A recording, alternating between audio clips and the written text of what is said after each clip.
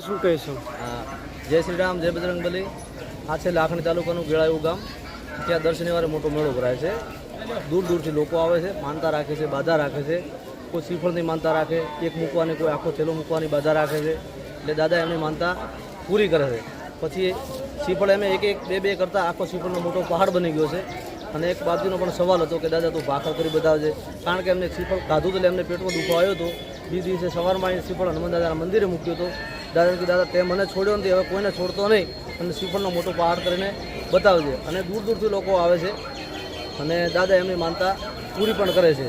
જય શ્રી રામ, જય બજરંગબલી. ક્યાંથી શ્રદ્ધાળુ આવતા હશે? ગુજરાતના કયા? ગુજરાતથી આવે, ગુજરાત બહારથી, રાજસ્થાનથી આવે, મહારાષ્ટ્રથી આવે, દૂર દૂરથી લોકો આવે દર્શન કરવા. શું નામ આપનું? મારું નામ છે ગૌસ્વામી ગુલાબપુરી ખોડપુરી. હું અહીંયા હનુમાન મંદિરે સેવા પૂજા કરું છું. આ મંદિરની પ્રસિદ્ધિ કેટલા સમયથી ચાલે છે? આ મંદિર આમ તો